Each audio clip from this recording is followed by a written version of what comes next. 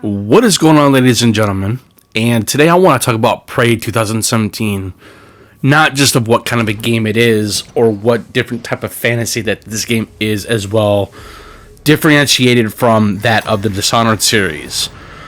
Now, there is one thing I do really want to talk about real quick here before I delve right into this video, and I feel like that I believe Prey 2017 plays so much differently from that of Dishonored series.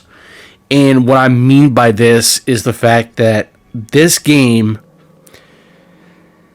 has a different style of gameplay, other than it does sometimes feel maybe a little samey to that of Dishonored. But I think what makes Prey, to me anyways, feel so different is the fact that it's not because of where or what this game does in terms of its gameplay aesthetic. I think it has to do with what it tells and what it shows in terms of, like its gameplay, its overall, it's somewhat not really vague setting, but the way how it looks and how it differentiates from that of what Dishonored games.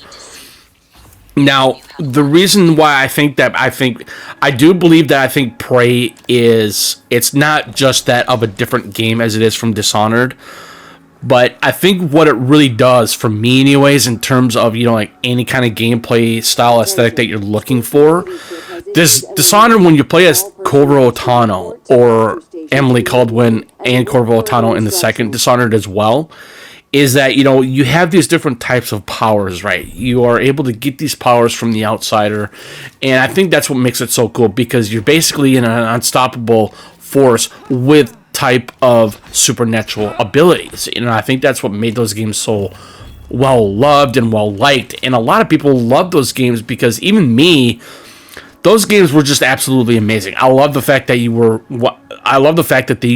were ostensibly overpowered. And that's what that game does in terms of that types of fantasy. But as far as Prey 2017 is concerned, going back to that, why I think that Prey is so different, of not just because of its gameplay style or aesthetic, it has to do with what you can do in terms of kind of gameplay mechanics and styles that you can do in the game as well. And you're basically a scientist. You're a brilliant scientist, and you play as Morgan Yu, either if you play as the female template or the male template, it doesn't matter. Now, what I do thoroughly think about this as well, I think what makes Prey, another thing that makes Prey 2017 so differently from that of Dishonored as well, is in fact that, like I said, it's a different type of fantasy. It does play a little bit like a little bit of a Metroidvania type of style, not like 2D, obviously, like Metroid or any other games like Blasphemous or any other games that are similar to that other 2D fighting style as well, in terms of puzzle solving or anything, or vice versa. But that's why I think that's another thing that what Prey does. It has a little bit of a Metroidvania type of style to it. It's like, if you want to be able to obtain a certain type of item, or if you want to traverse through somewhere else where you can't reach, you can do that. But it has to do with what you can do in terms of like using the glue cannon, or like venture out the beaten path. That's what makes Prey so differently from that of Dishonored. Yes, Dishonored does have that same type of play style, to where you can go beyond the path of where you want to go, but there's always going to be something there to explore, and Prey is like that though too, with no exception. But I think as far as Prey is concerned, like I said, I know I keep on repeating myself, so my apologies for this. Like I said, this game is so different. It's different to that type of one regard because of the gameplay aesthetic, because of what you can do. And it's not just the fact that you can be able to scavenge up things within the game. You can make you can make neuromods once you get that type of currency. And being able to put different types of and being able to put those neurobots in a specific type of area within the branch of, if you want to go more on the human side of things, like being like an engineer and a scientist and vice versa, and going with those different types of abilities, you can. With as far as the Typhon is concerned, there is different types of abilities that you can do, especially when you do enough research on the Typhon. You can get your abilities beyond that their own normal ability tree of what they use against you, and now you can use that against them. And I think that's, like I said, and that's why I believe what Prey is so different in terms of that gameplay, in terms of that emergent storytelling with the neuromods. And Dishonored doesn't really have that, in my opinion. Dishonored is more on the lines of, like high chaos and low chaos. Prey does not have that. And I think that's what makes Prey so different, and that different type of fantasy of what it does to Dishonored. So, anyways, alright, so I finally got that out of the way, and so hopefully we can make sense of everything here, and, going a little bit more, delve deep more about Prey 2017. And so what I really love about this game, more so of other whatever I just previously explained, is the fact that this game is, I think it's one of the best games from Arcane other than from that of the Dishonored series. Arcane is also known as making a game from that many years ago's previous past called Arx Fatalis. I never played the game, but I have watched gameplay on it.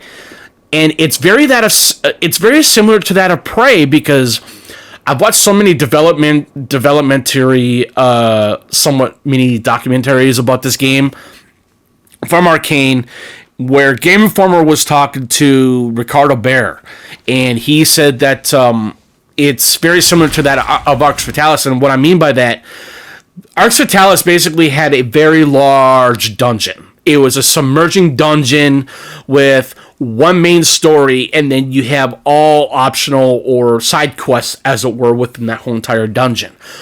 This is what Prey 2017 does, and I think that's another thing why I think Prey succeeds in that, in certain type of concept and aspect of that, and that's what I love about Prey 2017. And so another thing what I really love about Prey as well, it's the fact that it's exploration. Excuse me. I love its exploration lifestyle, or its unique, the way how you can be able to venture off certain areas to where you normally can't reach.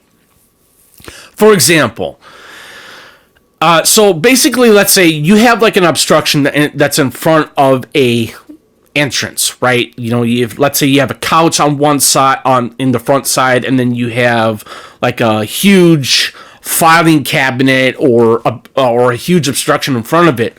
What you can do is that if you find one of those explosive canisters, and being able to put that between, if you can wedge that between the couch a little bit and the other obstruction, and use your stun gun. Using that stun gun will basically ostensibly put enough force on that fire or that explosive canister, and it'll blow it up. And then next thing you know, boom, you're able to axe that area, because those obstructions are no longer, well, they're still there, but you're able to go in that specific area with no intensive obstructions. And so that's what's nice. It's like that's what Prey does. The Dishonored games really didn't have that, really, I don't think, as far as I know, or as far as I'm concerned, because like I said, Prey is obvious. It's a very much different gameplay aesthetic to what Prey does, as I previously mentioned. So it's like, that's why I think that's where Prey is. I'm not saying it's better from that of what the Dishonored games, but I think Prey does things a little bit better and excels to a certain gameplay style, and it's a thinker's game. Prey is more of a thinker's game than being an ostensibly unstoppable force like in Dishonored, and I think that's another thing that what makes Prey stand out in that type of gameplay style, or what you want to do to go to certain areas with any kind of given situation, and how it just brings the game out more structurally. And that's what like I said, that's what I believe in, and I think that's what makes this game so great, and that's why I think Prey is my favorite Arcane game from that, other than from what Dishonored games do. Now, there is one thing I do want to discuss about Prey as well, is the fact that I love the glue cannon. I think the glue cannon really helps the traversal much more than from that than you're normally used to if you're playing Dishonored. The Dishonored games really had that implementation of a power called Blink. And I think Blink is one of the best powers that you can get within that game series, especially 1 and 2.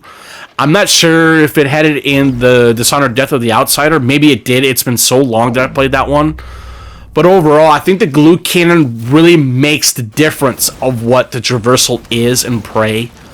And it's not just about traversal, though, really. It's more on the lines of what you can do with it. You can incapacitate mimics, you can incapacitate any type of Typhon structure, or the alien in this game.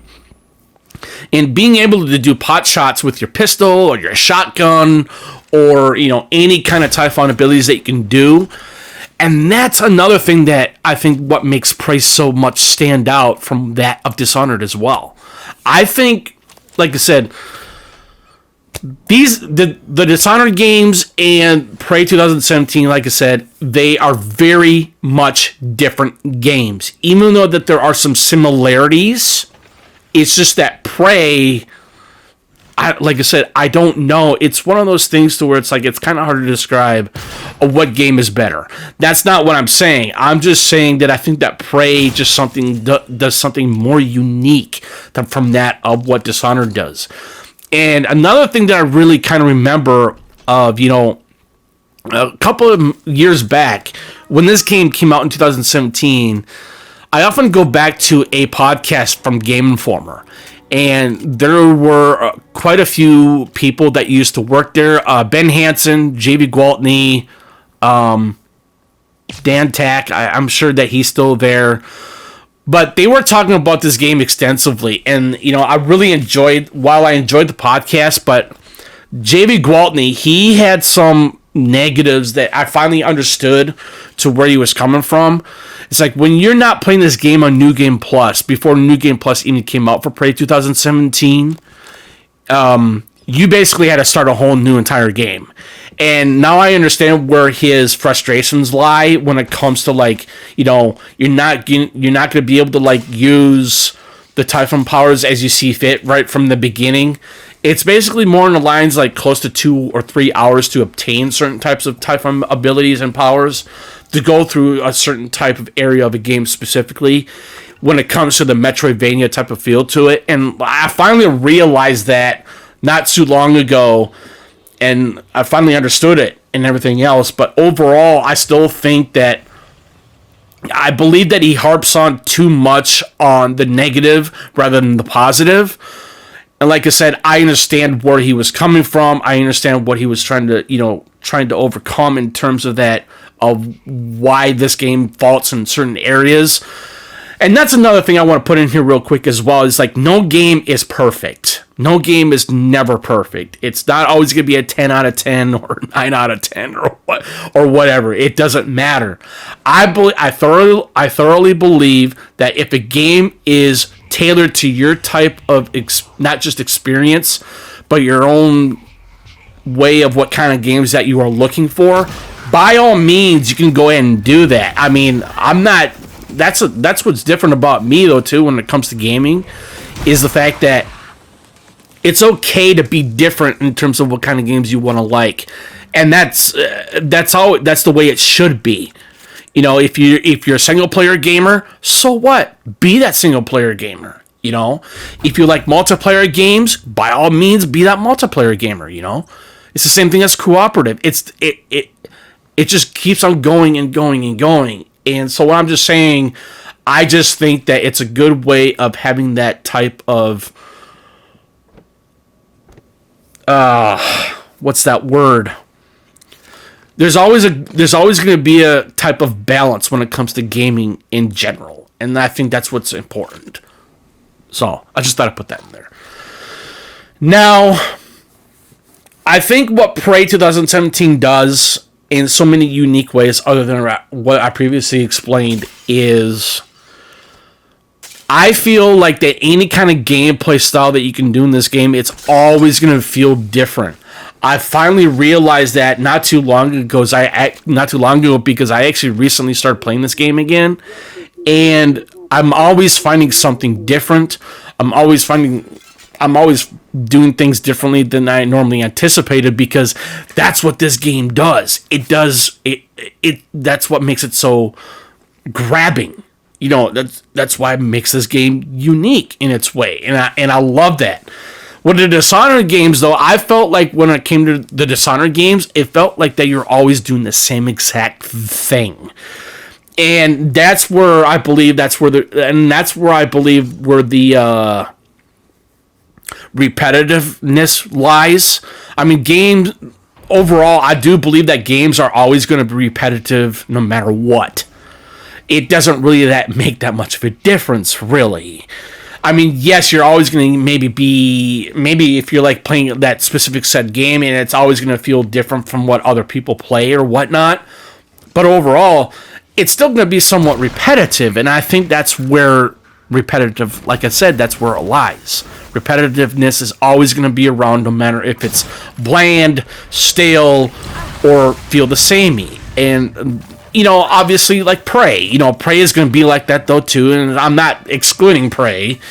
I'm just saying it's like there's always going to be a certain type of aspect or concept of what these kind of single-player games do in terms of that repetitiveness.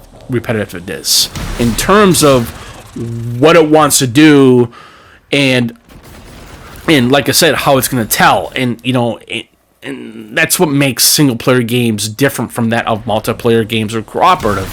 Because I love single-player games. I think single-player games are the most important in the gaming industry, other than the cooperative and multiplayer. Because, like I say, you know, there are going to be single-player gamers out there. Like I said, like me, of course. And I think that's the most important thing. So, anyways, I'm veering off topic. My bad. Prey 2017 is not just what this game does and how different that it plays. It's the fact that what this game means to you and what it tells of that emergent storytelling.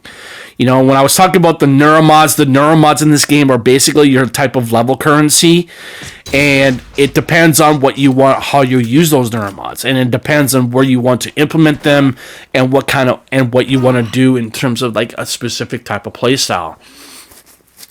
My overall playstyle in this game, when I first played this game, I have to admit it was more on the human side, really.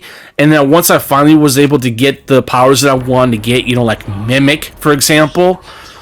Mimic is definitely one of my favorite powers overall in the game, other than subthermal or super thermal. I think that's what it's called.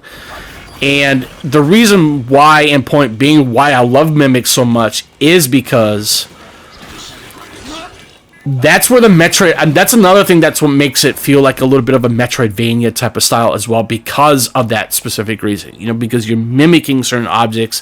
For example, like if you mimic a cup, and it's like if you have like a certain type of security booth that you aren't able to go in, and it's locked, but it has two open areas of the structure, right? It has small window, and then you have like a part of the structure as well. If it's open on top, you're able to enter it from the top. But let's say that's not immersive enough to you, or emergent in a gameplay aesthetic as that as well. By all means, mimic a cup and just go through that little security booth window there. That's where the emergent gameplay comes in. Because of that, you know, because you're mimicking that cup. You're going through that type of little tight spot there, right? Really? And that's where the emergent gameplay is, and I like that. And that's not just the only thing. The glue cannon is, like I said previously, as I mentioned, it makes things different from that of what the traversal is. The glue cannon is not just about traversal, though. You can do whatever you want with the glue cannon, and that's what makes the glue cannon so amazing. I love the glue cannon personally. And it's not just because from the traversal aspect and the concept of it. It's just the fact that you can freeze your enemies. You can use it in so many different types of ways, and I think that's where I say, that's where I feel like that where Prey really stands apart from Dishonored. Because Dishonored has that blink. You're able to teleport to certain areas you're able to teleport anywhere in the game. That's cool and all, but it gets a little bit bland. But that's what I'm saying about Prey. Prey makes it differently of that type of traversal because you're using that glue cannon. You're not just freezing enemies in place, but you're using it for more of traversal ways. And that's where Prey, to me, makes it so unique and different from that of Dishonored games. And I think, honestly, by all means, if you think that I'm just like, oh yeah, this dude's a more of a Prey gamer than a Dishonored, it's like, no, that's not what I'm saying.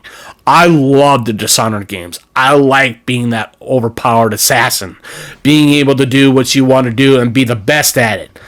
But like I said, Prey is more of a thinker's game. It plays that more similar to that of the System Shock series, System Shock 2 more appropriately, which I have played years ago, because that was years ago. And it's an older school game. And, and normally for me, though, I'm not always used to playing games like this. I really am not, because I'm always so used to, playing first-person shooters. Like COD or any other FPSs out there that you have in today's modern gaming. Or like the Assassin's Creeds when it comes to action-adventure stealth games. I'm so used to those. But that's why I like Prey. Prey, like I said, it's not just because of it being a thinker's game. It's more on the lines of what you can do, what the kind of abilities that are implemented, how to use them properly, and not being able to be that overpowered character. Yes, you can be overpowered in this game. You can be, but it's the way how you're going to use it. It's the way how you're going to use your abilities. It's the way how you're going to use your weapons. And you can be weapon specific if you want. You can be Typhon ability specific if you want. That's where I'm going, and that's where I was saying. That's what makes Prey so different from that of Dishonored. Yes, there are going to be some similarities. Yes, there are going to be some differences. Excuse me. But that's what makes Prey 2017 and the Dishonored series so different. Other than the fact that they are made by the same company, Arcane Studios. So, my apologies if I was being a little rampant there with my verbiage, the way how it was coming out. But, I just feel like that I needed to get my point across, because I always feel like that when it comes to games like this, like Prey or the Dishonored series, they are known as called immersive sims. So that's similar to that of the original Thief games back in 1998, 2000, and 2004, which was Thief Deadly Shadows. Those games were immersive sim games.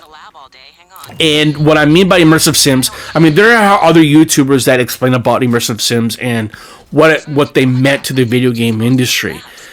And I feel like that we don't have enough of these types of games, and I think Prey 2017 struck that balance of what it wanted to do in terms of the immersive sim genre. And I think that it did it perfectly. I believe it did it flawlessly. And I do believe that do I recommend this game? Yes. Yes. So, all I can say in turn is that I highly recommend this game. I highly recommend any other immersive games out there that are old or new, like the original Thief games, Dishonored, Prey 2017. I'm sure that they're Deus Ex. You know, you have all these amazing older immersive sim games, and like I said, I do believe it's very highly important to know that these games really set the bar to a certain gameplay perspective and standpoint back in the day.